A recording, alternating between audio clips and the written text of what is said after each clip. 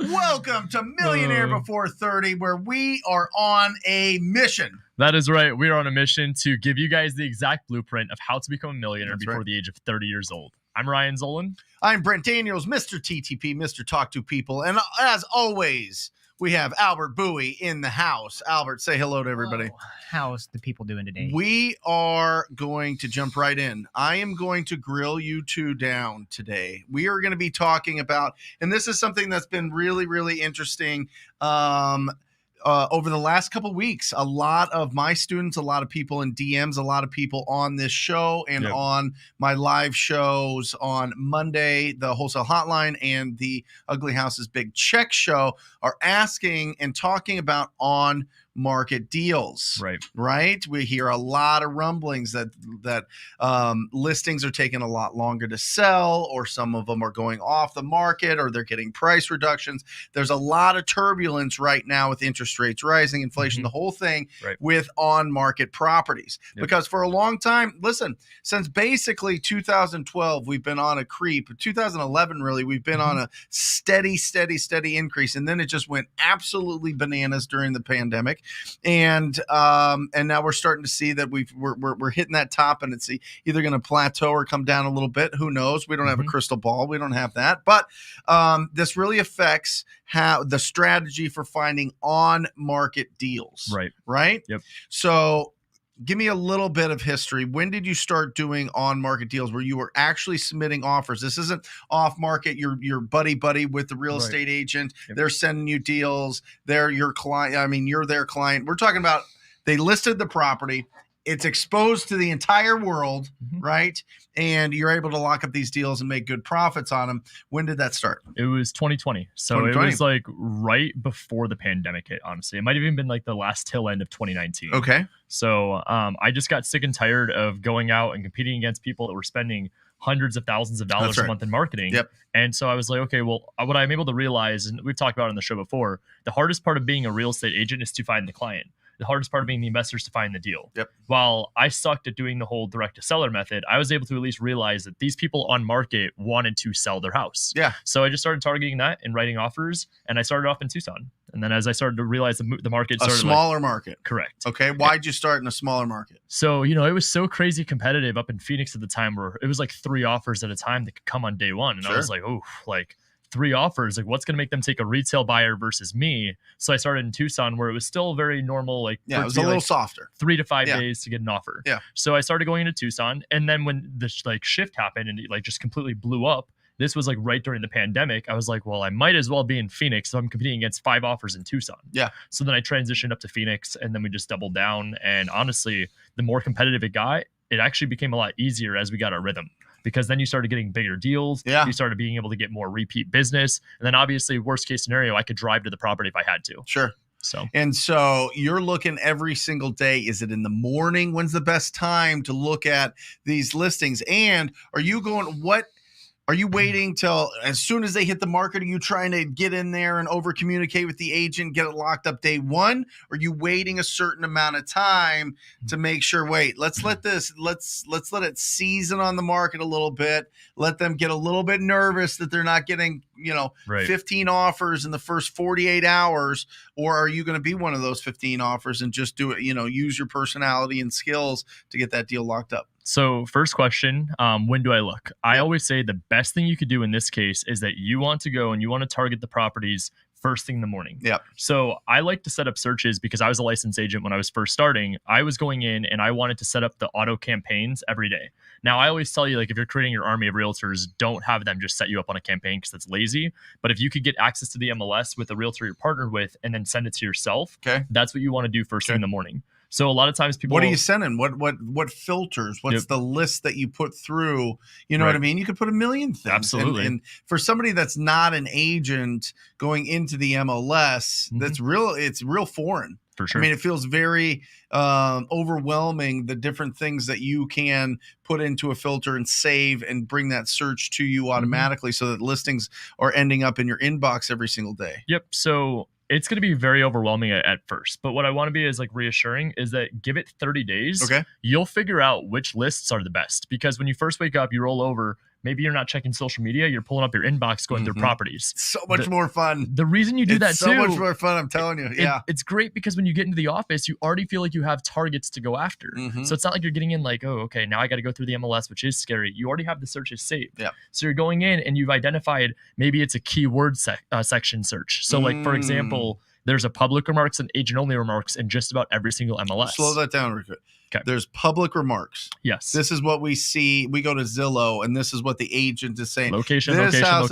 Yes. They're going, it's a 3-bed, 2-bed, ton of potential, investor special, handyman special, TLC, perfect for fix and flippers. They're putting it in the public remarks out there. Absolutely. Right? But then there's a secret section. There is the agent only remarks. Right. Which means who can see it? Only the agents. Right. And this is so money because what you don't realize is if they put the word motivated inside agent only remarks, what that truly means is that their client can't see that, but other agents can. So that might be a nightmare client for the agent. That might be a family member. Yep. That might be a scenario where they're just like, hey, I'm about to lose the listing. Please save my day. Yep. So I love going after the agent only remarks primarily, but you mentioned off a bunch of the keywords: motivated, TLC, handyman, as is, fix up, REO, quick, cash, anything along those lines are going to target the specific searches for you. Yeah. Then as for days on market, I think that days on market is the most important thing to target right now. Explain to people what days on market means. Yep. So property gets listed today. Today is day 0. Tomorrow is day 1. Okay. If you are able to understand that right now in the middle of this shift that's happening,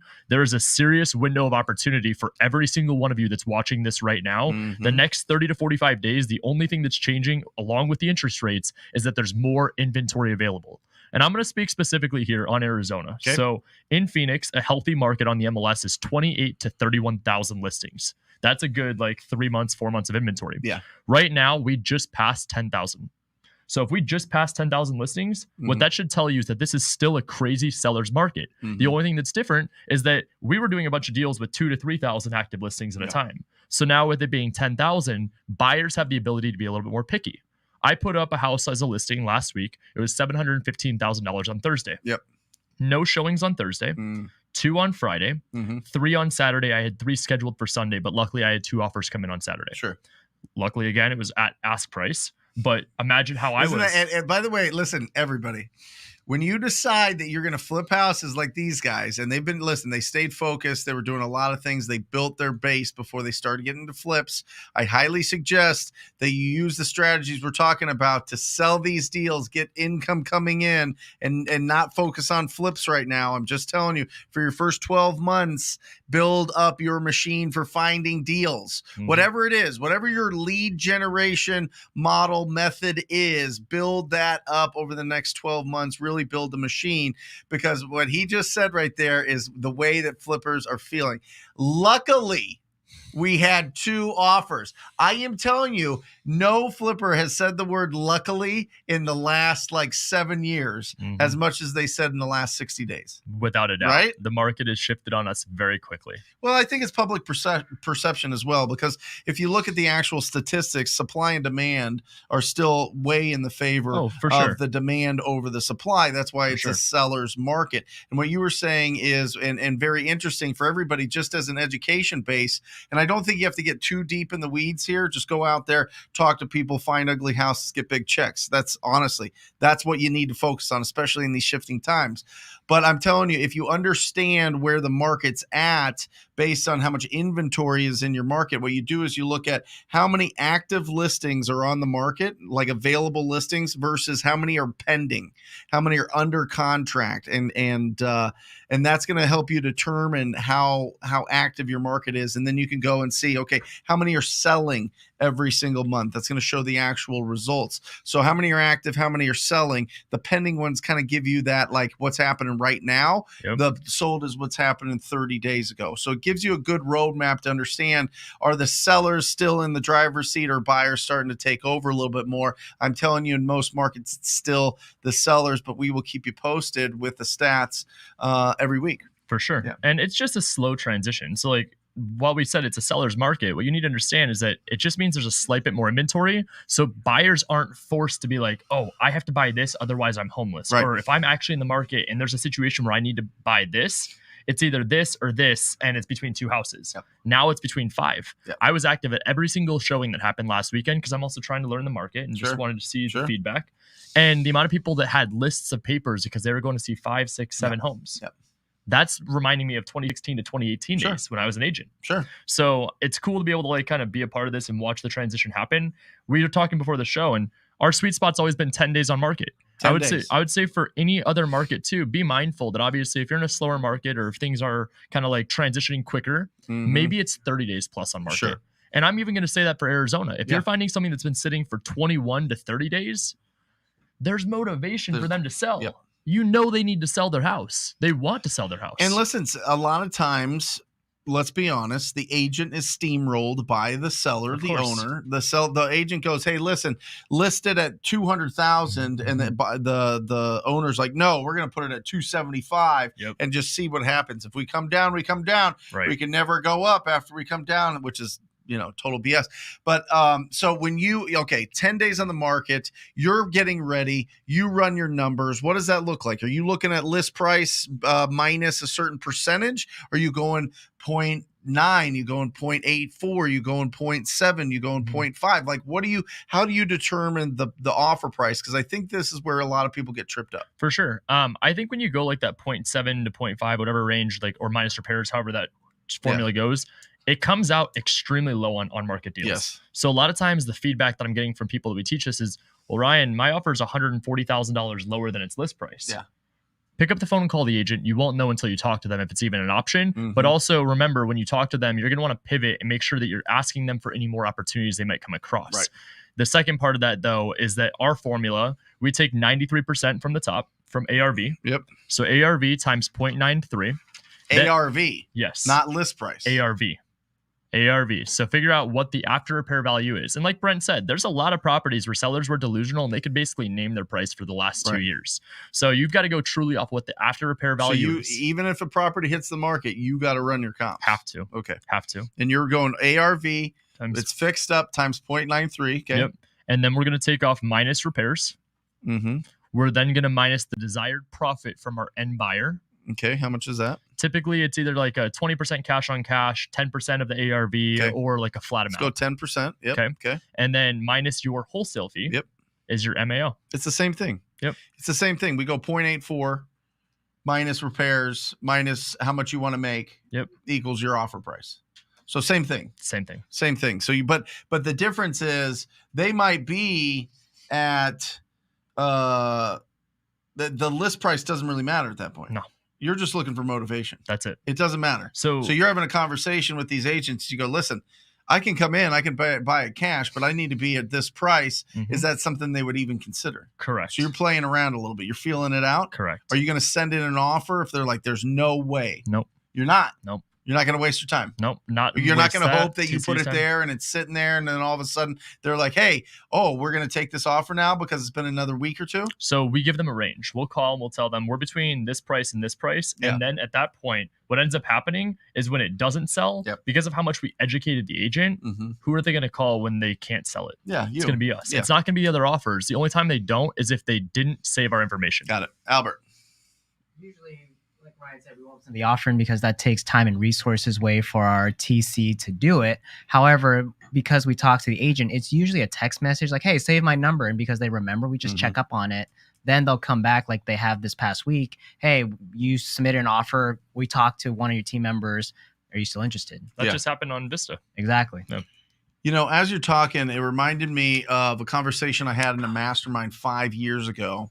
And these guys out of Houston were making a fortune on sending in backup offers on listing on market properties that were really discounted. Somebody got there fast, but they went in, they were looking for, it went under contract like 7 days ago. Let's send them a backup offer after 7 days because that 10-day inspection window is coming up. Sure. And a lot of the people that were locking up the deals locked it up too high, or they just weren't able to perform, and they were able to put in the backup offer instead of putting it right back on the market. The agent was just like, let's make this easier, take this backup offer. Interesting strategy. Hey, I'm not going to say that doesn't work. I think your odds are definitely more slim in this market, Way low, but at the same time too, to get creative, That's what got me into the MLS field. Yeah. It was by thinking outside the box. When I first started, the amount of limiting beliefs and people that were telling me that you couldn't do deals on the MLS was almost like I was doing it for the wrong reason. I was doing it out of spite. I'm like, let me see if I can, because I also don't have the money to spend on direct to seller anymore. But it works. Yeah. So just find different ways, different keywords, different strategies, different motivating pieces. Okay. The big thing to take away right now is current days on market. Love it. Understand.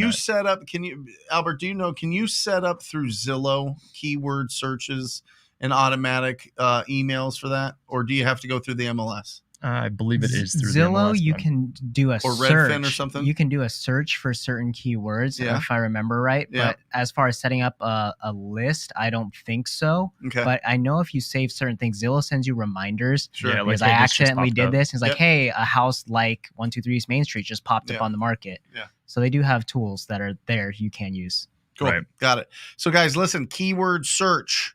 Certain areas, I would assume that your buyers are buying, right? Is very important. So specific areas where your buyers are buying, specific keyword searches, and then wait 10 to 30 days typically. Yep. That's when you want the seasoning. 10 days minimum, 30 days in slower markets that aren't going as crazy. And then what do you send them?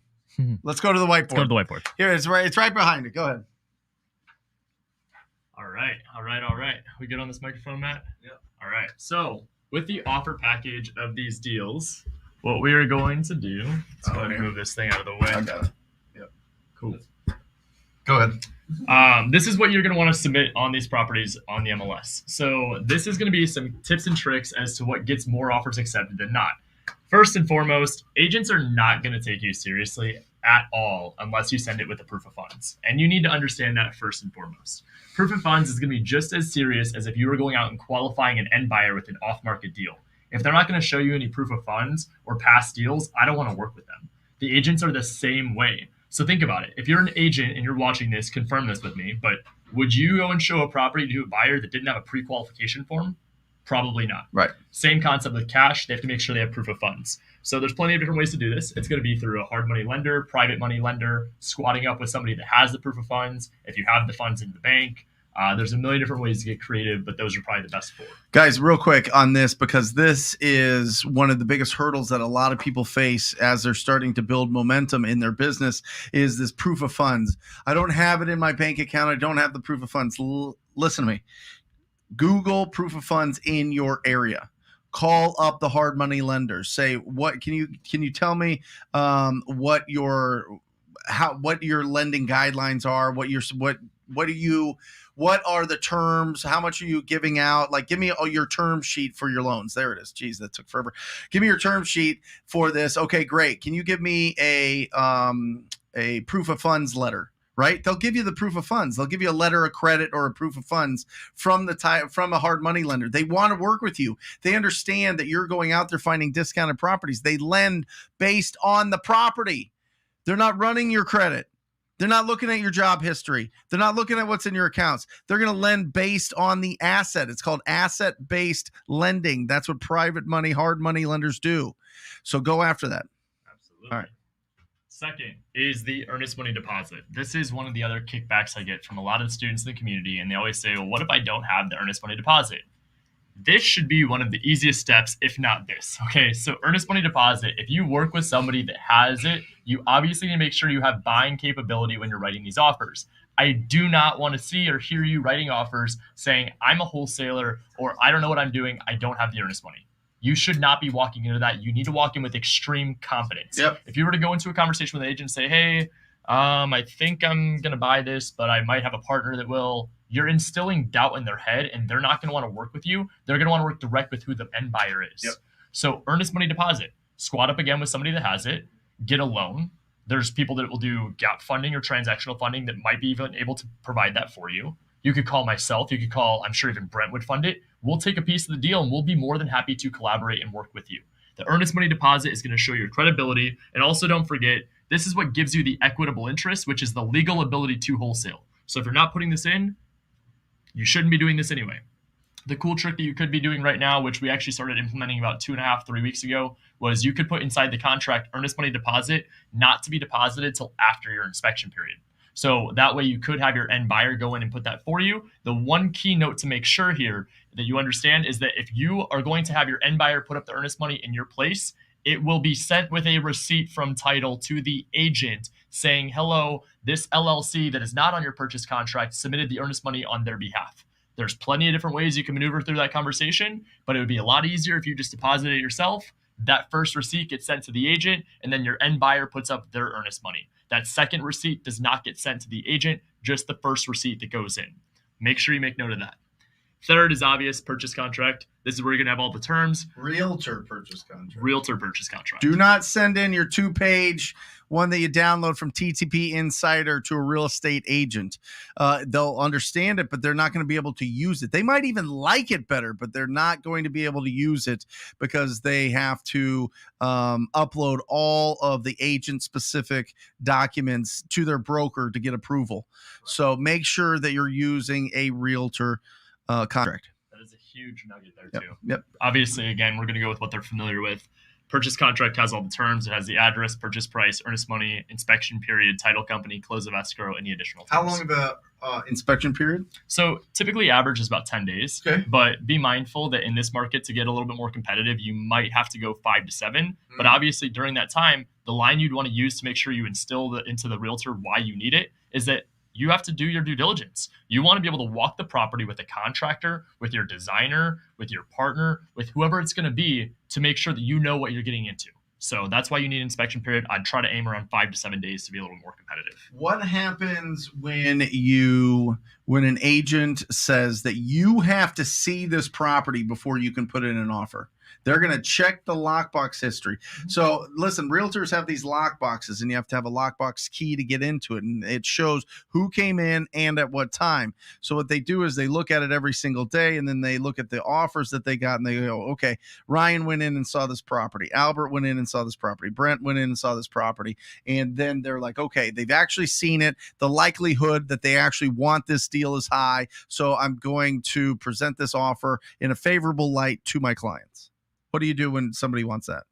So let me ask you this really fast. You're familiar with like hedge funds, institutional buyers, stuff like that? Yep. Okay, cool. So they buy a lot of property sight unseen, and they do it at a very large scale. What I want you to understand about my process is that I go off the same metric. I can't truly know what I'm getting into until I'm in the inspection period and I can walk through the property with somebody that is licensed, insured, and could give me the feedback that I need. Not only just him, but my contractor. And if I were to go in and tell you that I buy 10 properties a month, I don't have time to go and view every single one. I have my due diligence period for a reason, and that's why I need to go in after I have the property under contract. I don't want to waste my time. Love it. Okay. Next, this is bread and butter. If you could add this, testimonials. This is something that shows credibility, whether it's from a mentor, from a business partner, from a contractor, from an inspector, from anybody and everybody that's willing to go on their behalf and go and say, Ryan is a great buyer. I would highly recommend him for this deal. He will perform on this transaction. I personally do X, Y, and Z with him, and that's why I would say that he's great. If you add this in with your offer, it is going to make yours so much stronger than the next because 95% of people do not put testimonials. Yep. What we do in our process is when we call, I tell them we'll provide a proof of funds. I will provide my last 5 deals, and I'd be more than happy to give you any type of testimonials that you would need. We don't always submit it unless they ask, but the minute you add that line in, their mind is blown. Nobody offers this.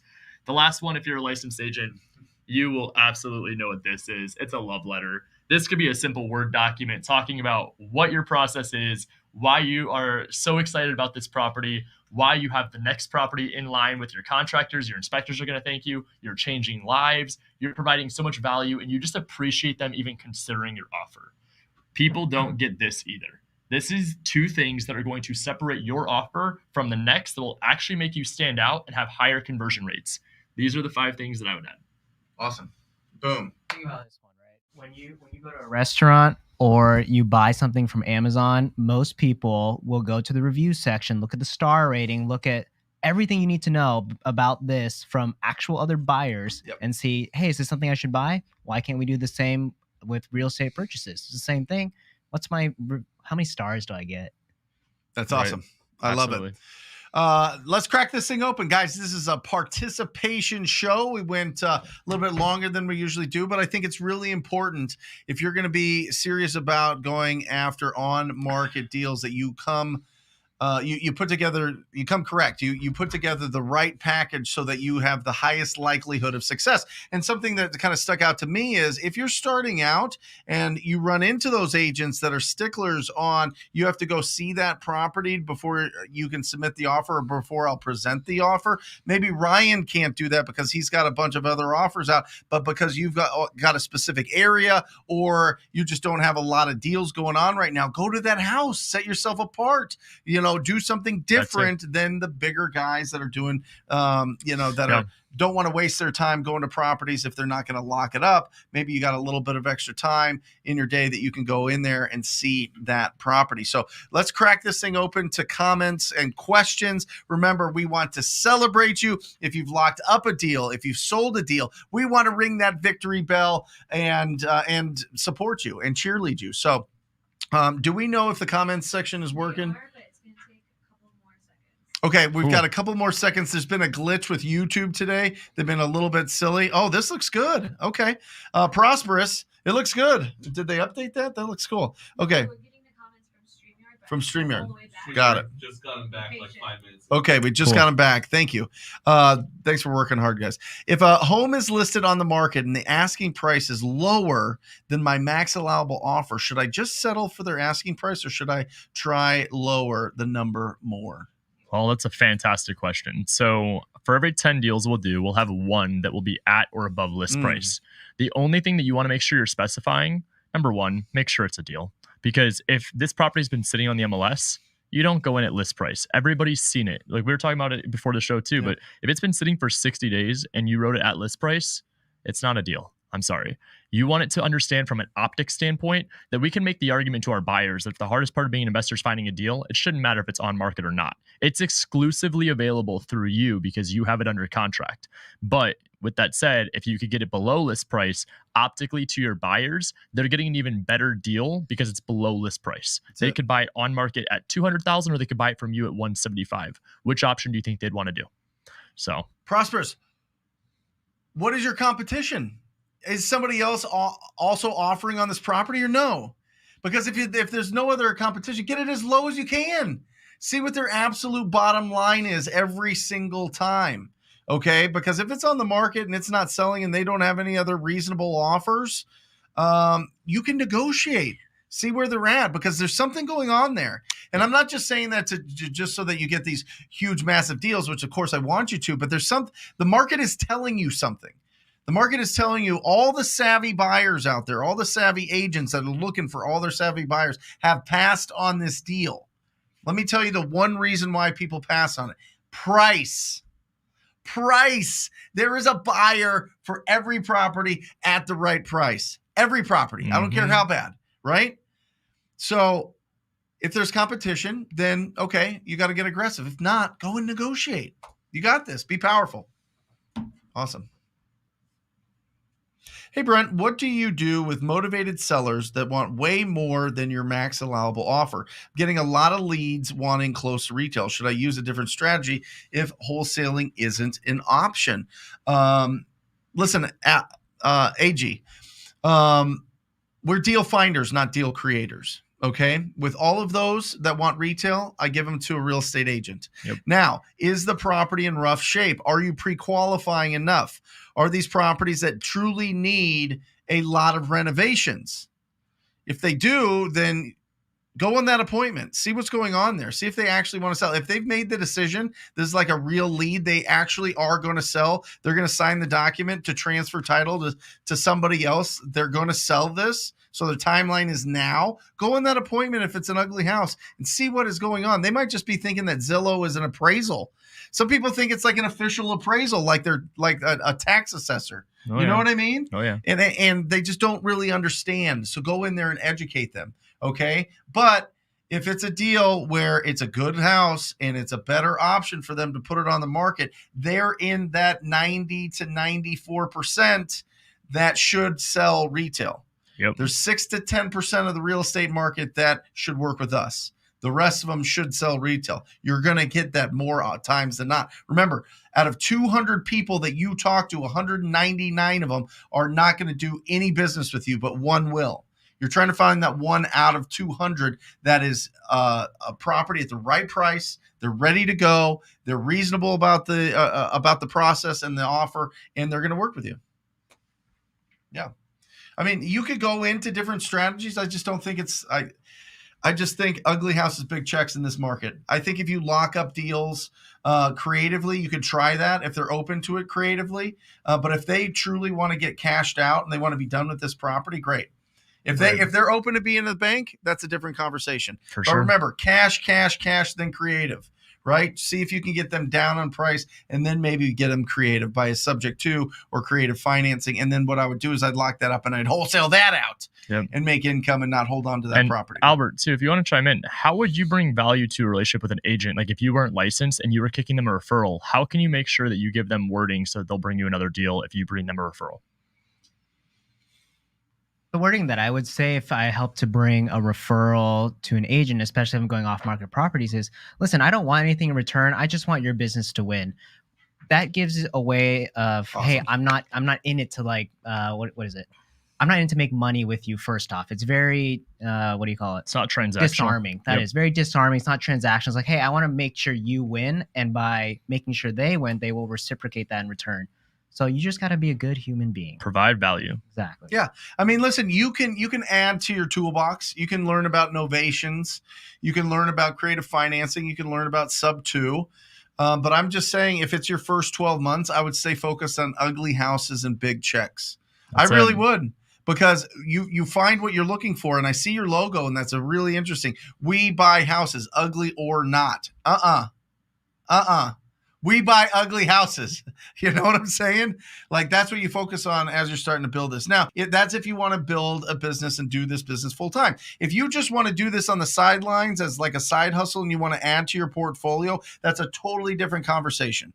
Totally different conversation. If you want to go and lock that thing up in some sort of creative and keep it in your portfolio and really work on it and learn that whole business, that's its own business. But just understand, your wholesaling business, your money making ATM cash machine will not work. There'll be no money in that cash machine. It'll be empty because you're so focused on building your portfolio or doing an innovation or something like that. So that's why I just say stay focused on ugly houses, big checks, get the income coming in, build the machine that can find you all these opportunities. And then what I would do is I would hire somebody that already knows how to do subject twos, how to do seller financing, how to do novations. And now you've got an unbelievable team and you don't have to know all of it. It's just a different perspective. Do you want to be a business owner or do you want to be a tactician? Do you want to be somebody that's in the trenches every day, or do you want to pull yourself out and have a business that's going to serve you? And it's spot on. No, but it's the truth. I mean, some people are just Michael Jordan, and some people own the Bulls. Right. That's it. It's self-employed versus business owner. Yep. That's it. Arthur. Ooh. What is the difference when assigning to a fix and flipper versus a buy and holder? Does going after investors who prefer buy and hold make more sense with the current market? It's a fantastic question. So we don't like specifically target one or the other. With fix and flippers, obviously they need to be able to have it steeper to be able to turn around and sell it for a profit. Buy and hold, this is where the question inside the formula is, what kind of a return are you looking for? It may not be that 10% of the ARV. They may be willing to buy it just at that 0.93 minus repairs. Great. Sounds good. If you're looking to buy it at just 83% of the market value, that's better than a fix and flipper buying it at 74%. So just figure out what they're looking for and then obviously go and target that. If it's on market, understand that if you're going to be treating it this way, you need to be very dialed in. You need to be dialed in on what your buyer's criteria is, what kind of return, if it's a cap rate they're looking for, and then also too, most importantly, like I said, location. If you can focus in on location, then you could send them the opportunities. Just be mindful that buy and hold is going to be able to buy a little bit higher, but I wouldn't really double down on one or the other. Perfect. Great question, Arthur. Yeah, that was a really good one. Yeah. And listen, you can go after properties that don't need as much renovations for your buy and holders, because most buy and holders don't want to get in and get their construction crew going and put in 50, 60, 70,000 and take a whole bunch of time, right? Yeah. Carpet and paint. Yep. Awesome. Yes, Teresa. Teresa asks, Teresa, you're the best. Thank you for all the support. You're incredible. How are you both so knowledgeable about all this mentors experience? Are you learning from somewhere specific? I'm going to be like y'all too. Absolutely. Listen, it's models.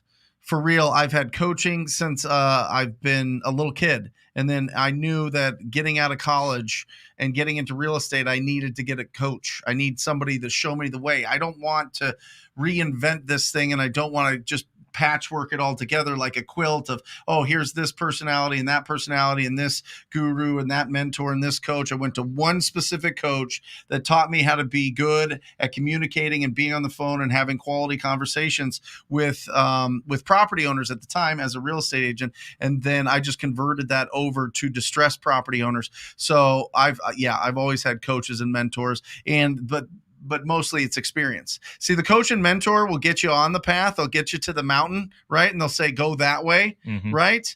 And so you start walking up, but you got to take the steps. Yep. They're not going to, a coach is not going to put you in a backpack and climb you all the way up to where they're already at. You know what I mean? Like, it just doesn't work that way. What they're going to do is they're going to keep you on the path so that you can get there faster.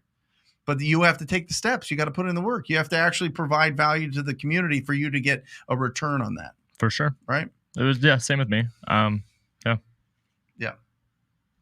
The Real Honest Investor. Ryan and Brent, what is your buy box? We are buying primarily under $2 million single family home. We'd like to keep it under 3,000 square feet in like the Phoenix metro area. Aside from that, we're looking for buy and hold multifamily. Real Honest Investor. I have what's called a family office, right? And this is financial planners.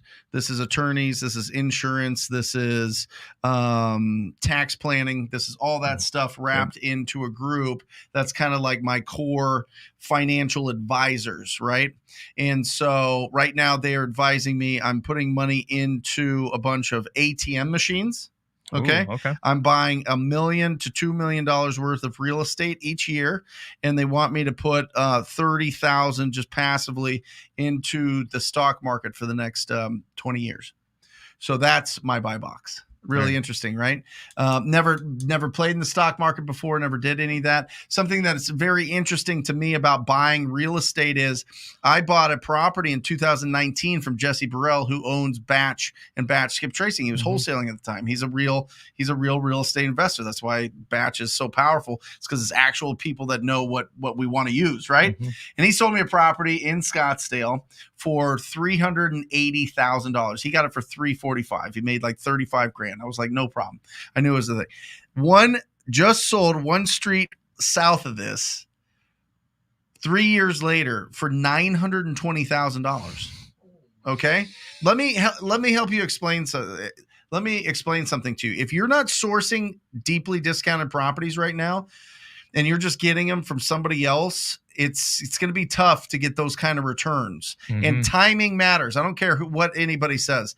Timing matters. When things start going on for sale, or you catch things before they go way up, it matters. The people that I know that bought in 2009, 2010, they have 10 times their investment. Oh, without a doubt. 10 times. If you would have bought just a couple years or a few years later, it's not even going to be close to that. Timing matters with long-term holds. Now, you can do a strategy where you just buy properties and keep them and just forget about them for the next 10, 20, 30 years. But if you're relying on these properties for any kind of income or replacing your income, that is not the strategy right now. For sure. Get deeply discounted. Go after, source them yourself, and you're gonna do so much better at building true wealth. Love it. Yep. Awesome. Ooh, from Anthony, is wholesaling in Cali a good idea since the market is shifting a bit? I think it's good in whatever market that you're going to take massive action. I personally don't love California, but that's just a personal opinion. You are in California, or that's where you're wholesaling currently. Don't worry about the market shift. Buy a little bit deeper. Get the feedback from your buyers. What are they doing right now? Are they buying a little bit lower? Adjust accordingly. Don't change markets because the going gets tough.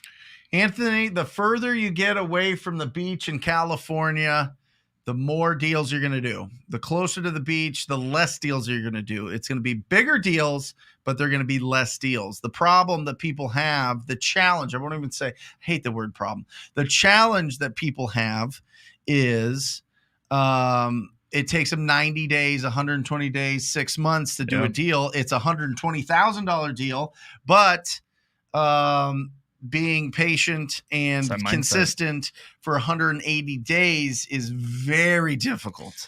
And I'll just say that personally. I love action. I love the deals. I love comping deals. I love looking at deals. I love closing deals. It's like, it gives me like that energy and that shot of dopamine to the brain where you're like, oh yes, this is incredible, right?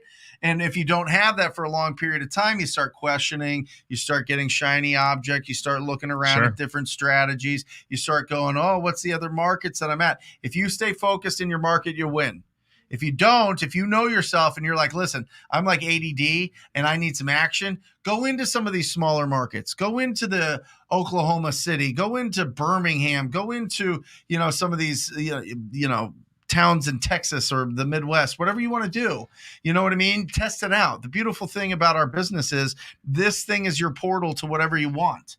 And this thing doesn't care. It doesn't matter if you're in Arizona or Washington or California or New Mexico or Florida. It doesn't matter.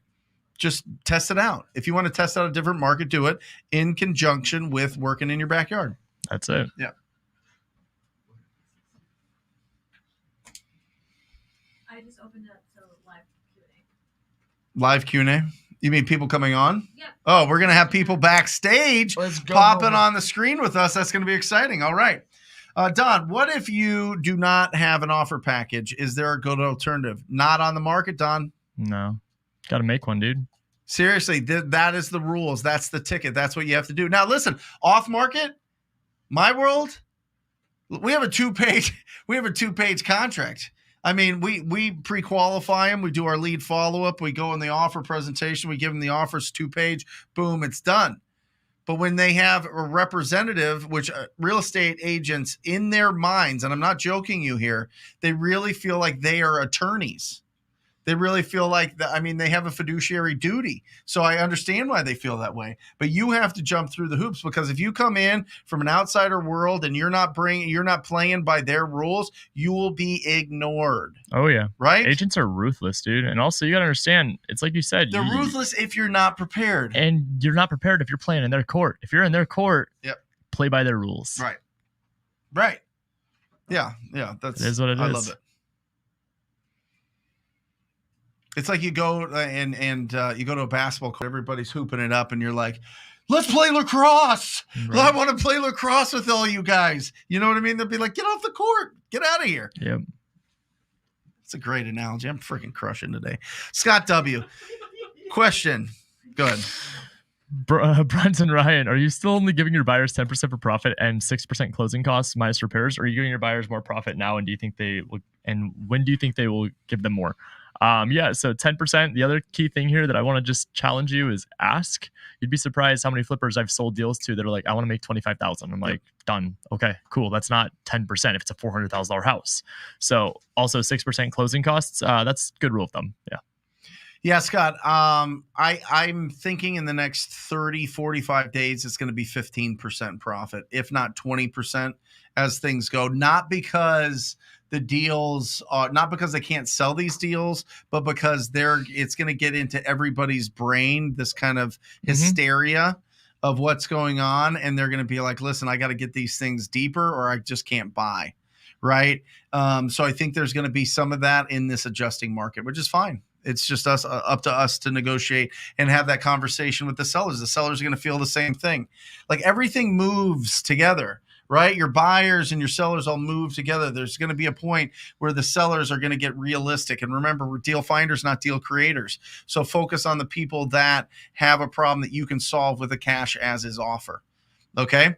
And remember, if it's under 200,000, the 10% isn't going to work. You need a minimum of $20,000 profit for any of those deals that are ARV, fixed up value, looking beautiful, under 200,000.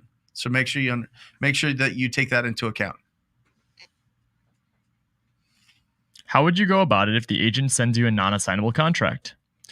That's a fantastic question. The number one answer, which is the easiest, close on the property. Double close it, get transactional funding, whatever it is you want to go, however you want to approach that. The alternative is you tell them that you could play the game of I'm not sure which entity it's going to go in and or designated entity. Now, I don't always recommend that when on market deals. It's an uphill battle because 9 times out of 10, the agent's like, what the fuck does that mean? Like, and or designate, what, are you assigning this contract? It says it's not assignable. So especially if you have a closing attorney, just find one. Like if you're like in North Carolina, I have a bunch of students out there right now that are like, Ryan, there's a specific addendum in here that says it's not assignable. So they have the option to either assign or use the assignment addendum, or they can just double close. So I'd recommend just double closing. It'll be the easiest part of the transaction. And that way you're not burning the bridge with the agent relationship too. I would be very cautious here, De Niro, that it is a smoking hot deal. That too.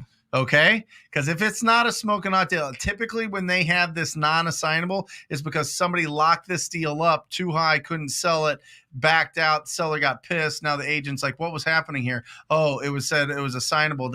So they weren't really the buyer. Oh, we're going to make sure that that doesn't happen again. And then they put it back out there. You put an offer on it thinking it's a great deal. And they're saying, no, non-assignable or whatever. They had a brokerage meeting. Somebody had a bad experience with a wholesaler, which happens all the time. And they say, every contract is now non-assignable. Make sure that you put this in your contract. See, this is the one thing about the agent side that really just bothers me. And I want to just get on my rant here for a minute. But with the agents, the reason that we literally launched Agent Investors is because you need to understand as a real estate agent, you need to fucking understand investors are your best friends. As investors, understand real estate agents are your best friends. You guys are not utilizing each other in the relationships enough. And there is such a gap that needs to be bridged. And that's why we created this community. Agents can utilize investors for multiple reasons. You have no idea how many times an agent goes into a property and they have to they don't want to list it because it's disgusting. They have no idea what they're doing and they're relying on contingencies. There's times that freaking clients get their house under contract and then they go and they start looking for new ones and they get under contract and then the buyer backs out, whether it's for financial contingencies, inspection periods, whatever it is. Investors save the day. What you can do to go in and bridge that gap right now, take action and call team leads, call action and call brokerages, bring them lunch, do a lunch and learn, tell them about your process and how wholesaling is not a bad thing. And it's a tool that they need to be using on their tool belt. I promise, agents are not going to know how to use this. If you go in, you tell them how to do it, the first person they're going to call is the person that was willing to offer help. That could be you. Thanks, babe. I meant bro. I don't know why it came out babe. Yeah, that was awesome. I was like, you guys don't want to know what goes on behind the scenes. Oh, gosh, bro. All right, here we go. Eddie, hello. I'm interested in wholesaling, and I'm seeing a ton of abandoned properties in my area with summons notices on them. My question is, which ones can I actually get under contract? You got to see if they're privately owned or if they're owned by the city or the state. If they're privately owned, go after all of them, Eddie. Go after every single one of them. All right. And then just get their phone number, call them up and see if they would consider an offer on their property. That's what is that's how you do it. So yeah, go after all of them. I mean, and the summons notices typically are because of code violations or they feel like these properties are a danger if people go in them. So you have to see, are these properties that have to be knocked down or are these properties that can be renovated? If they can be renovated, then go for it. And the only way you're going to know that, Eddie, is just call them up. Call the owners up and have a conversation with them. If they're saying, oh, yeah, the city's trying to knock it down. They said that, it needs to be, it's condemned, right? And it needs to be knocked down. Then that's a different thing. But for the most part, it's because of code violations. They have liens on them, and they're just trying to get a hold of whoever owns it to try to pay those and keep the community clean. Great answer, babe. Touche. Here we go. Josh, how should I counter when they say they received a full price offer and you're not even close? Should I bother to counter? Better terms, maybe? On to the next one, Josh. That's it. On to the next one. Finders, not creators, Josh. I am telling you, this has made me over $8 million in this business. Is that simple line, that sentence, that absolute foundation of this business is not deal finders, we're deal creators. Not deal creators or deal finders. That's it. It is. Yep.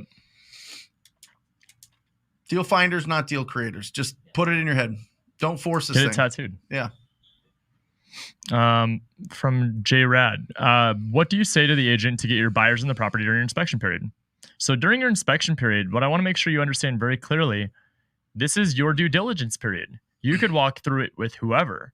Painters, contractors, designers, stagers, business partners, spouses. You could go back in through it by yourself if you wanted to.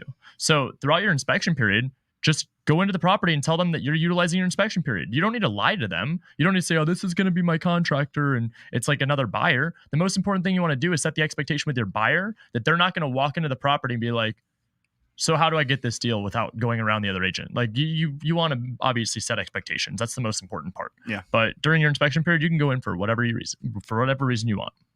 Albert, anything to add there? That's perfect. Yeah. I mean, your inspection period is yours to do your due diligence. So if the agent's pestering you about it, well, tell them to hold your horses. This is my right to be able to inspect this property into this massive purchase I'm about to make. Awesome. The only thing that you ever have to keep in mind is that if there's tenants in there, typically you have to give a 48-hour notice. Yeah. But that's it. Yep. I mean, aside from that, you could go in just because you wanted to see it again. Advisors, right? And Yoli, how are you? Welcome. Yes, brother. We're excited to see you. Where do you live? California. Which part? The Inland Empire. Nice. So talk to us. What can we help out with?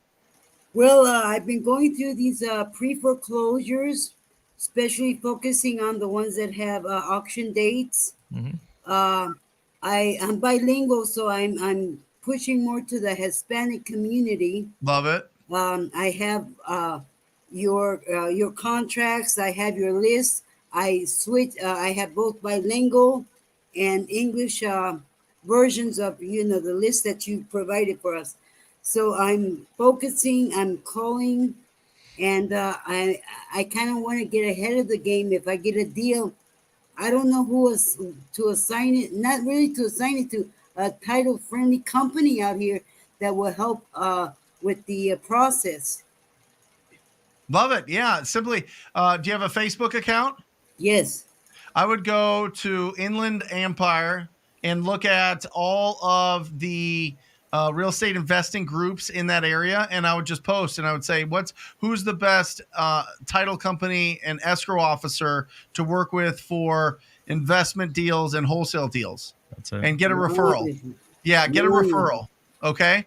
And then you can go to also, if you go on biggerpockets.com, you can look up and see if there's any meetup groups to connect with. And then typically those meetup groups are either run by a title company or somebody that obviously works with title companies because they're doing deals.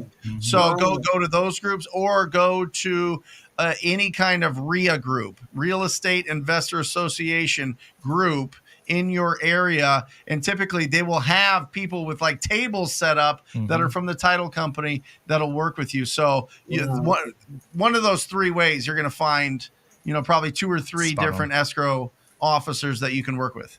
Wonderful. Okay, blessings to you. Thank you so much. You provide such great contact, and it's free. So I'm looking for my first deal, brother. Well, you're going to get that first deal, and we're going to ring that bell for you. So make sure that you let us know when you do, okay? Okay. Bye-bye. Right. Thank you. Great to see you. Let's go. That's awesome. I like that. I think the meetups in RIA, people kind of sleep on that. But they're always sponsored by a title company. If somebody came to your meetup, which happens when? It's every first Tuesday. We had it this last Tuesday, a couple days ago. Right, with Steve Trang. Yep. Phenomenal. Yep. So you have these meetup groups. If somebody walked in there and they're like, "Hey, I need a referral to an escrow officer," I guarantee you could. How many people could answer that? 50 to 100. Every person in there, honestly. Even people that've never done a deal, they're like, "Oh, I heard from so and so that this company is great," and yeah. I like that new hat. Thanks, dude. I like that. I need to get one of those. I got you. I got your 34 hat, but not that. That's great. Finders, not creators. Put it on a t-shirt. That's right. And listen, that's Tom Kroll. That's not me. That is my mentor, Tom Kroll. We go back to the very beginning of this. One of the first questions was mentors and coaching, and Tom Kroll was that was his quote. That was the foundation that he built all of his training off of, and it's really, really worked for me and my company, and then also for the students that I have the fortune to work with. So. I think that Matt's getting ready to drop this bell on our faces, so we better have some celebration. congratulations, Hondra. What do we got? There you go. K Slim 6 just closed a deal that was off market. I caught it before the agent listed it. Probate held it 3 months, but closed yesterday. $6K assignment fee. Ring that bell. Let's go. K Slim. I love it. Now, listen, I want a $60,000 deal next, and we're going to call you K Fat Deals. All right? Not K Slim 6. K Fat Deals, massive deals, 60K. You got this, brother. Congratulations. I'm so incredibly happy for you. 6K, it being real is critical. It really sets your brain into the right direction so that you can stay focused and keep a positive mindset that you can do this business. You can grow this business. You can make a special impact in your community. That's awesome. it. Great job. Oh, there we go. We're sending out another TTP package. Okay, listen, 150 likes, guys. When you hit the like button, the algorithm really likes it with YouTube, which means more people come in here and makes these shows a lot more special. A lot more people to squat up with, and a lot more questions to answer, and a lot more value that we can all provide, whether it be in the comments section. I see you guys in the comments section answering questions and connecting and squatting up. I can't tell you how many people do deals with each other just in the comments section and squatting up and getting the support that they need, because let's be honest, there's people out there that has a burning passion, has a fire in their belly and stars in their eyes about this business, and they just don't know what to listen to and how to take action, and bringing them into our world is incredible to us. So if you hit that like button, it really helps us out. And if we get to 150, Alejandra in her infinite wisdom will pick out how many people? Two people, and we'll send you a package. I'll show you what you're going to get. Keep talking. Answer the next question. Let's go. From Cole, there's a ton of small businesses here in Vegas that have small single-family resident homes on main streets that were converted into offices. If the company owns them, owns a lot of property, should I call? I think you know the answer to that one, Cole. I would highly recommend you call them and just build a relationship. Remember, you want to stand out and find ways to where you're going to bring value to that relationship so they think of you first. What do we got? What do we got? The daily contact tracker, which also is where you can put in all of your goals. Writing it down your goals every single day is important and keeps you focused. TTP swag, the shirt, the hat, and then also the master lead sheet, so that as you're talking with people, you can fill this out and you can really pre-qualify them and stay on topic with your conversation. So 150 likes, we'll send out 2 packages. Alejandra will get it out. Let's go. Today. And she is. Oh, and the white one. She is the incredible. White snapback. And we got the summer hat. We got the summer hat. Summer collection. It's a summer collection 2022. Yeah, Speedos are next. Wanda, hey guys, what if a home has been on the market for 73 days, 200K, and ARV is 255? Would offer 170 for the property. This is my first deal that I'm working on. Wanda, I love you, and I'm sorry if this is a little direct. ARV is probably not 255. Now, I would say that that's just my first assumption, because if it's only 55K under list price and it's been sitting for 73 days, somebody else probably would have offered 170 by now, and that's not that far off of list price. So I would say to really deep dive in and make sure you're not crossing any major intersections.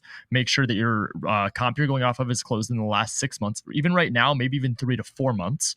Make sure you're not comparing a 1-story to a 2-story. Make sure it's a very comparable property that is at 255. If you want to run it past somebody, I'm sure somebody in the comments could help out. My team does comping videos every single week that we could help you with. Feel free to send me a DM. I'll make sure someone on the team connects you. But 73 days on market, hit that motherfucker with 150. Hit him with 150, 140 even. Be willing to go up to 150. If it's at 73 days at 200,000, you're good. You don't need to go that close to list price. I promise you, call the agent first. Mm-hmm. This is the big thing about this is how we do our conversation with the agent. Condition of the property. Yep. Situation, which leads to motivation, which then leads to price. That's it. You already know the timeline. It's the same, guys. Every conversation with anybody about real estate: condition, timeline, motivation, price. If it's on the market, you know their timeline. That's it. It's right now. That's it. Which is great. They're 73 days late. Yeah. They would have sold it 73 days ago if they had an offer 73 days ago. What I'm also wondering, Wanda, is did they start it at 200,000 73 days ago, or is it now down to 200,000? That's something that did they start it at 255 and they've been backing off because they understand they can't get full retail value. And maybe your numbers are right. Maybe at 255 it makes sense, and they just reduced it from maybe 240 to 200 in the last day or two. Right. You know what I mean? So look on, and it should say on Zillow. I think Zillow shows you when there's price reductions actually as well. Redfin as well, or hopefully you have the MLS, and that'll tell you they have a history button that'll show you everything that's been going on with that listing. So see when they reduce that price. That's going to be important. And then go strong. I mean, and have a conversation with them. Hey, listen, I see this property. I see that it needs a lot of work. I think it's got a lot of potential, but I'd have to be around 120 on this cash as is to make this happen. Is that something that you would present to your client? That's it. It's a numbers game. Yeah. You got it. Yep.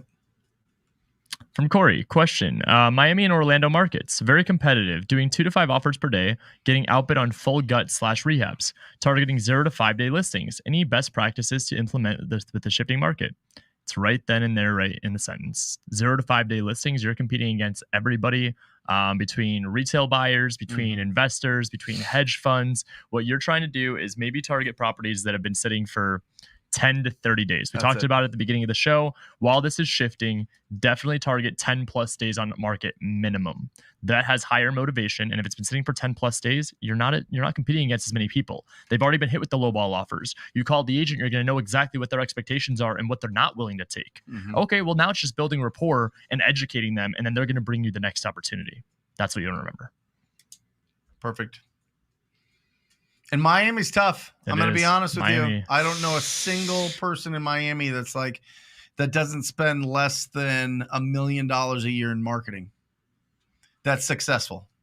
Are the max allowable offer formulas different for on-market versus off-market properties? If so, what is the difference? I mean, it's the same thing. Yep. Yeah. Same thing. Yeah, Ocean 888. It's the same. It's the same. I mean, we went through it. It's basically, depending on the price point, 0.84 minus repairs, minus what you want to make is your max allowable offer. Okay. So there you go. From Jenna, what's a good response if someone asks for your portfolio, but you're new and don't have one? That's a fantastic question. So this is where you having the backing of somebody that is doing this business at a high level is very, very, very critical. Because if you go and you work with somebody that is backing you, they're a partner of yours. You could use their past deals and say, hey, this is my business partner. I actually wasn't a part of these deals, but this is the deals that they've done in the past. But because they're my partner, this is how we work together. That's how you get that credibility of adding properties that's not even in your portfolio or your testimonials, past 5 deals, to basically adding that in. So that's what I would recommend. Yeah, Jenna, you either tie your boat to a bigger boat, which you love saying, I love that saying, or you go super honest with them. I am new. I'm a small family business. I haven't done any deals before, but I'm very excited about it, and I know that I can get this done. So which is an easier conversation? Right. Most people will say it's an easier conversation tying your boat to a bigger boat, somebody in town that you can collaborate with, or a coach or a mentor or something like that, that you can tie to so that you have that credibility if that's what's important to them moving forward. But it might not be. It just might be like, how many deals you do? Do you have like a list of all the closings that you've done recently? How many properties are you buying? Like all of these things, when they're trying to like filter those out, if it's again, I am telling you, Jenna, it is going to blow your mind when you go and you talk to that property owner that's just like, here you go. I want 100,000. You give it to me. It's yours. And then you lock it up and it's done. And there's not all these questions and all these, show me your portfolio, show me your testimonials, show me your track record, all of those. And this is just, from doing this for the past 9 years, almost every single time, if it's off market, people are asking for that.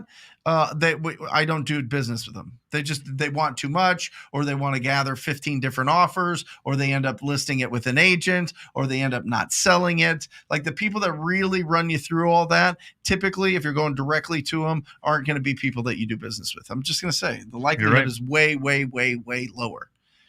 For sure. So deal finders, not deal creators. Okay. Simon, good to see you, bud. Brent and Ryan, are there any lists that your teams are calling that are really standing out the last couple weeks? Agents. Yeah. That's what we call. Yeah, agents. I would say owner occupied with equity. Yeah, go for the older properties. These aren't your typical distressed lists. It's a bigger fist fight, but there's great deals in there because a lot of people avoid it. But owner occupied with equity. So instead of absentee owner, you do owner occupied. You run them through the same filter, Simon, that we've gone through in our course, right? And then just start calling them. Built before 1990, owned for at least 10 years, in a certain area. The original purchase price was a certain price. All the stuff that we have in the course, buddy. Yep. Awesome.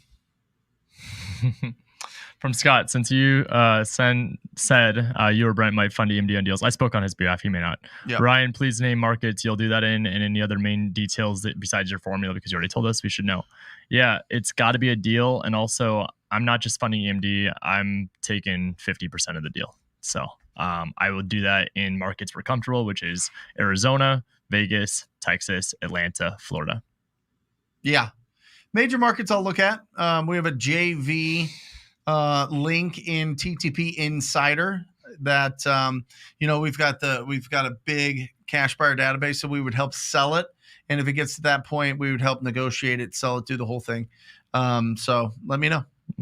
Yep. But that's in ttpinsider.com. And by the way, if you have not gotten into Insider and become an insider, do it now. There are so many resources and tools and downloads, and we add to it all the time. It'll blow your face off what you can get for free. Blow your face off. Let's go. Yep. Question. I'm currently submitting my offer terms to listing agent via email. Sometimes I'm not sure if the offers are being presented. Better to shift and have the buyer's agent submit. If you're continuously going to listing agent, the only thing I would add in there is that you should send them a text or call them afterwards and say, can you please confirm you received my offer details? Because you're not submitting a formal offer with it just being via email. They need to go in and submit that. Make sure they're not submitting it verbally. You want them to call in and they're going to put it together with a nice formal contract to you to sign, because then they're going to present that to the seller. Inside that contract, the purchase contract, they're going to have a terms of acceptance. They have a deadline of when they need to respond to that offer by. So same thing is what you should do is setting expectations with them. Call and confirm they received the terms. Make sure that that's first and foremost. Aside from that, if they don't answer, then you can bring a buyer's agent in. Just be mindful that your offer negotiation power goes down a little bit because the seller has to pay the buyer's agent commission that's representing you. So talk to the listing agent on the phone.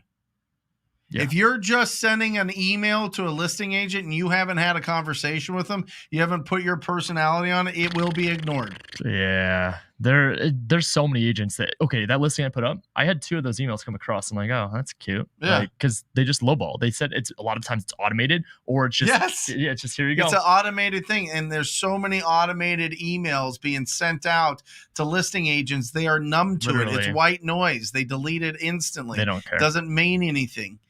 When here's your offer package for your listing here, and they'll actually send a contract. You're not even sending a contract. You're just sending an email, I assume, with the terms that you're trying to put together. You put together an email with terms on there for an agent to read as they're running through and rushing around with their life. They're never going to read it. They don't care. No. It's going to totally fall on deaf ears.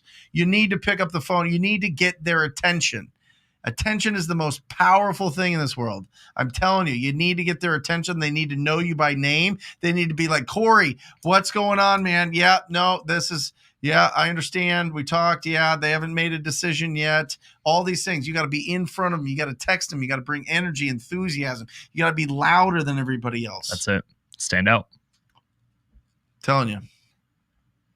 If you're just louder than everybody else, you have a 90% chance you'll get that deal. If you're not competing with somebody else, and if you are competing with somebody else, you're pretty close. For sure. From AG, the We Buy Ugly Houses Only. Ryan, how do you find buyers for MLS deals? Can I do MLS wholesale virtually? I started off virtually in Tucson, so you can absolutely do it virtually. And quite frankly, I would say that starting on the MLS virtually in another market is probably the easiest approach to go. How do you find buyers for them? So this is a fantastic question. You're going to want to go into Facebook groups. When you're going out to find MLS buyers, you need to make sure you're qualifying them more than just a regular buyer. And what I mean by that is the proof of funds is a non-negotiable. I need to see your past 5 deals. Lastly, I need to tell you that I get a lot of my deals on market and I'm directly under contract through the listing agent. Do you have a problem with me sending you something that is on market? Now, when you've done that, you've set the expectations, you've qualified them out through the proof of funds. You've also made sure that they're sending you their past 5 deals so you know they're a credible buyer. And you also have the expectation set that they don't have an issue with you sending them something on market. Those 3 steps are done. You have a buyer. Congratulations. Boom.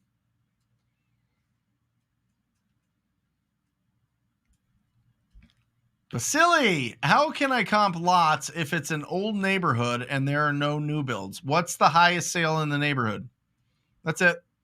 Look for the most upgraded, most updated, highest sale in the neighborhood, and that's what you want to go after. That's what you want to base it off of. And then do your percentage. Yep. We got a deal. Got a deal right now on your phone, on your watch? It's a Texas deal. Albert and I bought a deal in Texas. I have no idea what we're doing. Where in Texas? I don't know. Okay. I just gave him money. Onan. What's another way to get a hold of a homeowner if the information doesn't populate in batch skip tracing? You could try AmericanTracers.com. You can try to find a VA through Upwork that has access to a TLO account. That maybe the number's just not populating, or maybe there's just not a number. And then you either have to go and knock on that door or send them a handwritten note. That's it. Yeah. Do we have somebody jumping on? Yeah. Let's go. Show us your face. Hey, there he is. Dylan. Hey, Ryan. How are you? Right, it's really good to see you guys. I'm doing well. How are you both? Awesome. Super. Talk to us. Well, again, thank you for letting me on, giving me some time to get to talk with you guys. I don't know if you recall. I know you both speak to a lot of people. Last week, I saw you guys. Yeah. Okay. Yeah, you do. We got you, brother. Hell yeah, man. That's awesome. Thank you. Yeah, so I ended up getting a call rail like you guys were using. Unfortunately, I mean, I'm still using it. Unfortunately for me, I mean, I bought 3 numbers right off the bat. All 3 right off the bat were spammed. So, I mean, from the very first call, hopefully if I just keep getting more numbers, I'll get to a point where I can find a number that does not show as spam. And then just trying to see like, okay, how much money am I going to need to allocate towards this goal before I say, there's something else going on. There's something else going on. It's not the numbers. There's something else going on if you're getting spam that quick. Yeah. Are you calling? Is this you calling? It goes to spam? Yeah. So again, I'm only using this on the acquisition side. I'm using Ready Mode for cold callers. And that's a whole different ball game. But I'm just saying, for me on the acquisition side, right, I am trying to find a way to be able to call leads. Yeah. That the number does not appear as spam. So you're calling lead. You're doing lead follow up, and your number's coming up as spam. Correct. Text them first. Okay. Can you text? Why aren't you using your own cell phone number for follow up? One, because I do like the fact that the one that I was using was integrated into the CRM, so it was recording it. I could see all the phones, when I called, how long I called, what number I called them from. I did really like that aspect. Plus, it's faster, and I'm a little hesitant to be doing all of these lead follow-ups and all these calls on my personal cell phone number, because I don't want to run into some, crazy person who gets ticked off in the wrong way and then tries to track me down or something. Keep in mind, all of my how would they track it, bro? I made all of my call. I didn't even use call rail for 45,000 seller conversations. I used my own cell phone number, and I was doing it too. I ran out of money, bro. It was that's where I'm on the process. I don't think somebody's going to put a tracker on your cell phone number and find your house and like punch you in the face. I've had people literally look up my profile before, see I have a dog, and say they're going to find me and kill my dog. Like literally the craziest shit that you'd imagine. They're all talk. Do you have any concern of your personal cell phone number getting spammed? No, it's a totally different thing. when it's actually connected to your phone. It's in your SIM card. So a SIM card number is much different than buying it online. And what some people have been doing, honestly, is they've been just buying a second cell phone or buying SIM cards and making calls from different SIM cards that they get from Best Buy and using the SIM card phone number as the number that goes on there. That might be why you're getting spam likely so fast. But you should talk to CallRail and say, hey, listen, I don't know what's going on, but these numbers that you gave me are instantly going to spam. And it's not like I'm making thousands of calls. I'm just doing this as my lead follow-up. Something else is going on. Yeah, something else is going on. You need to talk to CallRail, and then you might need to just either get another cell phone, a second cell phone that has a different SIM card that you use that, and then you could just switch out the SIM cards on it if it starts getting beat up. But for the most part, I've seen the people in my program that have been using the SIM cards have been doing very well. It's a huge unique. Yep. Yeah. No, that seems like definitely the next viable route. I'll have another conversation with CallRail. I talked to them a good amount last week to try to get over this issue. I'll have another conversation with them today and reach out. And if that doesn't work, then we'll likely have to go the route of getting another SIM card, which won't be the end of the world. The reason why I wanted to get on here today and get to talk to you guys is really just more, I got really one question on a big picture thing. I'm here in Tampa, Florida, very competitive market, similar to Phoenix, like where you guys are at. And I've been doing this full time now for a year. I've done one deal in a year. And I am really just kind of running into this wall. Maybe it's more of a mental wall than anything. So I'm talking every day to people that say that they do have an interest in selling their house, but the amount of discount that is required in order for it to be a deal. Yeah. I mean, we have to get massive discounts on properties.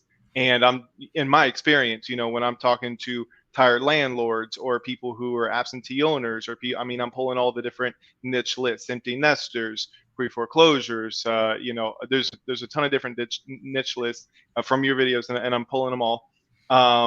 Just the people that it seems more and more to me like, hey, for someone to be willing to sell their house at enough of a discount, they have to be not just, I'm talking to people that have different varying levels of distress, but it seems to me like they need to have the mafia after them.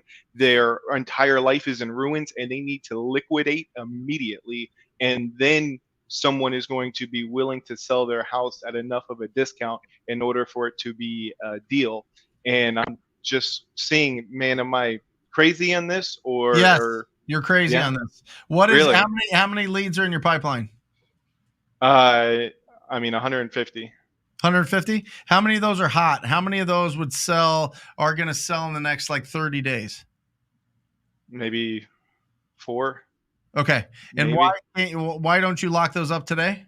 Because they want, $20,000 over retail and need $40,000 worth of rehab. So those aren't leads. Those aren't leads. That's not a distressed property lead. That's a lead for a realtor. Yeah. You know what I'm saying? You can't have those block the leads that you have, the real leads. Now, with those 4 that you're looking at, are they ugly houses? Yeah, they're outdated. Okay, got it. They're not falling apart, but they have outdated. They're all outdated. And how much of your Driving for Dollars list have you been calling? Oh, I've run that through. I've marketed to that. I don't know. And how big is that list? 1,000 to 1,200. Okay. And how many of your leads that in your follow-up are in that list? Maybe 5. Okay. Got it. And then also, Dylan, how many agents are you talking to? Yeah, that's one thing that I need to start. None. Bro. None. Yeah. And you're big on your business model is agent outreach, right? That's all I do. Come on, man. You're sleeping on it. It's free. I told you I ran out of money. These are free relationships, MLS deals. You got to do green time activities. If you're calling agents all day long, those 4 deals, you should be best friends with an agent right now that you're going to send those to, but it's an agent that's familiar with investor processes, because then they're going to turn around and they're going to bring you referrals, and they're going to feel as if they have to bring value to that relationship as well.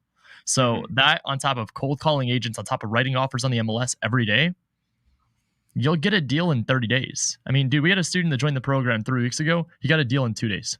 like 45K deal. We had another guy close the deal 70K on the MLS. We have a student of ours that is at $830,000 in net revenue this year, and his only business model is working with real estate agents. He has not spent a dime on marketing. His only overhead is systems and processes. Is he wholesaling or is he taking these deals down? Wholesaling. Really? So, That's I mean, I've done one wholesale and I've done one fix and flip. How do you recommend overcoming to an agent and say, okay, well, if I'm going to start referring my leads to you, like, what have you done to know that I can have confidence in referring people to you and that you're going to be able to really handle to the agents or to you?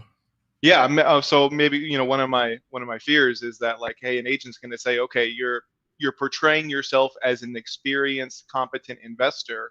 What have you done? You don't have to portray yourself as anything. I've done a wholesale. I've done a flip. I want to do a lot more. I'm really good at understanding what to buy here. And anything that you have, I want you to keep all the commission, and I want to get these deals closed. Yep. And I'm not licensed. I have these 4 opportunities. And honestly, I just need a realtor that I could trust that can take these opportunities and hopefully get the listing from it. I don't want anything from that deal. I want you to take the listing and take as best care of them as possible. What I do want is that you remember me next time you come across an investment deal. Okay. So one, yes, you can find a referral partner, but that's not going to build your business. You need 25 agents sending you opportunities all the time. And that takes a long time to build up. It really does. Because you got to talk to 300 of them to get one, right? But who's doing your prospecting? I got one VA cold calling, one VA texting. Are you calling? I'm not I'm calling all the leads. Yeah, I would cold call yourself. Okay. 1,000%. You would have 4 times as many leads if you called yourself. Yeah, I mean, I've done cold calling. I just it's So I know what it is. I mean, obviously I can cold call. I can, my skill set is talking to people. I feel very comfortable talking to people. I think you'd be great. Yeah. I think you need to if you've been in full time for this for a year and you've replaced yourself after 2 deals from the lead generation, I think that you're shutting down you building up those skills and building up a huge pipeline of opportunities. You need to build that in first and then really get that in rhythm, because what's happening, I think that the list that you're calling, the way that you're pulling it, maybe they might be sending in leads, but they're obviously not leads that are what you're looking for. And they're not qualified. I don't have my VAs to any qualification. Dude, right. And you're doing this full time? Yeah. I'd be hitting the phones all day if I were you. I would spend 2 hours calling property owners and an hour calling agents. That's it. For real. That's it. And then because you need, and the reason I say that is, like, I don't want you to do that forever. And I'm not saying that you're not putting in the hard work and you're not doing that, but you need to know where the sweet spots, the best lists are in Tampa. You don't know that unless you're in the trenches having those conversations and you're like, this is terrible. This list is awful. This list, okay, this is pretty good. This is banging right now.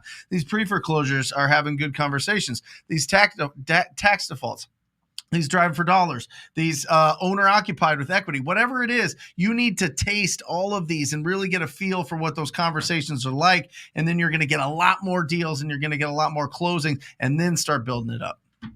Cool? Yeah. I appreciate it, guys. I want to be cognizant of everyone's time, so I will. I'll start implementing that. And last question. I mean, I know everyone asks you, like, hey, what's the secret list? Like you said, is it really just me that, hey, like, are people selling at these massive discounts with just a tired landlord or an absentee owner list? Every day, every minute of every day, brother. Yeah, that's crazy to me. I know that you got to build that faith up, though. I'm telling you, put it in your head. Have the faith that you're going to come across these deals or you won't. You don't get what you want. You get what you attract. I'm telling you, every single day you have to go in saying, I'm going to find the best deal ever. You just got to go with that, and you will. I'm telling you, it's just how our mind works. It's crazy. It's like magic.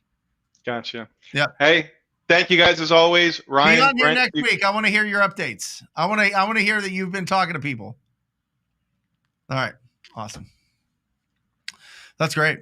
Yo, Brent, it's been a while, but thanks to your co-host, I bought my first flip looking to net 40K. Let's go.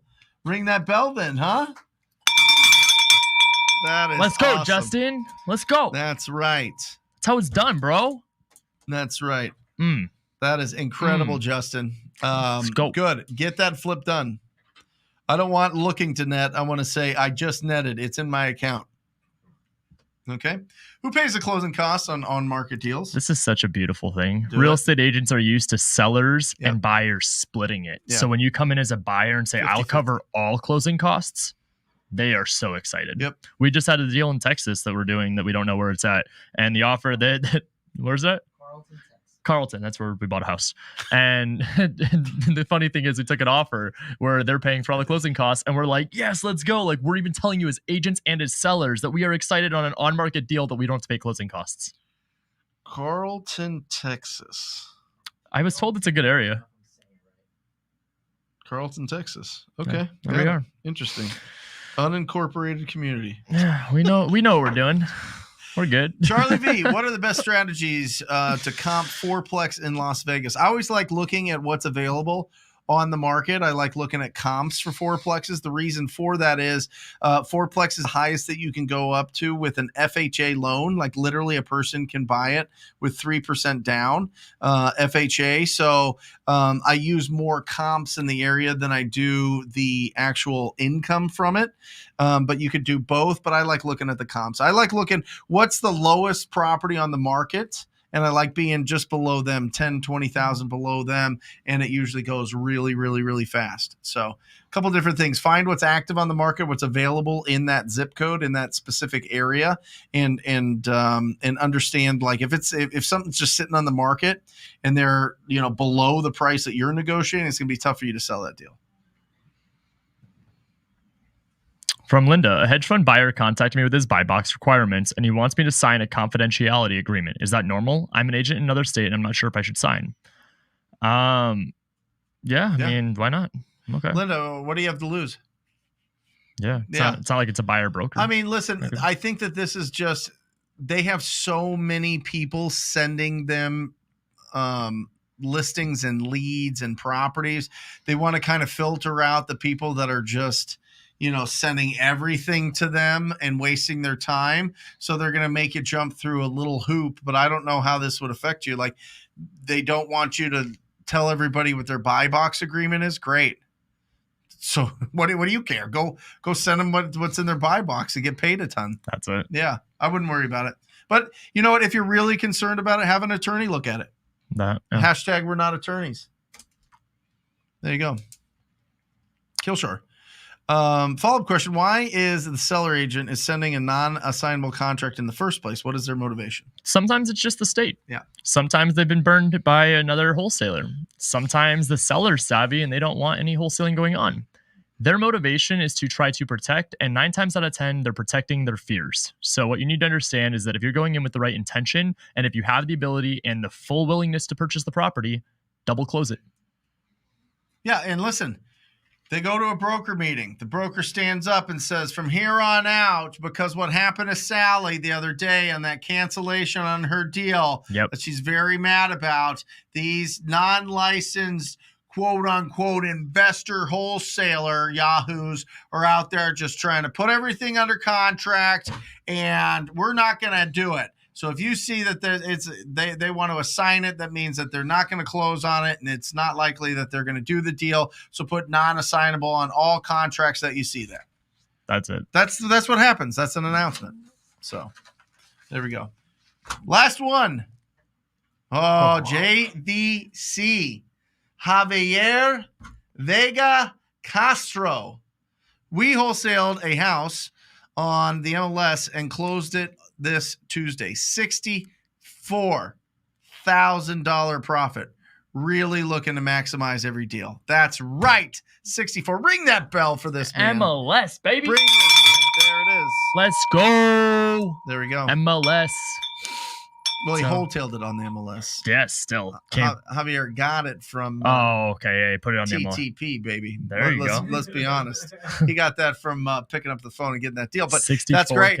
Love that. What wholetailing is, he bought it, And then he Lipstick. closed on it, and he put insurance on it, and he turned utilities on, put it right on the market, sold it, made $64,000. Boom. Congratulations, JVC. That is it, guys. Thank you for joining us. The show does not happen without you guys. You guys are absolutely incredible. Tell your friends about us. We love you guys. We'll see you next week.